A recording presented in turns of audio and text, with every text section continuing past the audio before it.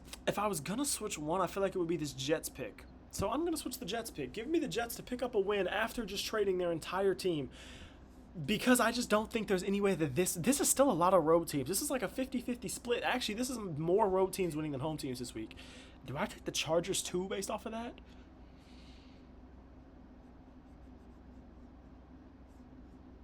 Give me the Chargers. I might go back to the Browns. Give me the Chargers to beat the Steelers.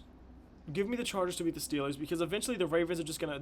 I think the Ravens are eventually gonna catch up to them in this division if I could stop stuttering and speak normal English. And I think obviously to do that, the Steelers are gonna have to lose some games, and not all of those are gonna be divisional games with the way that division's looking. So, I don't really believe it, but give me the Chargers, I guess. I mean, like I said, I don't really believe it too much, but give me the Chargers, and then nurse is about to be here. I have to go because the nurse comes here to be with the family every week and everything like that. Blah, blah, blah. I love y'all. I appreciate y'all. Thank you for watching as always. Keep God first no matter what. I love y'all. I am not at full cam. But anyways, peace out.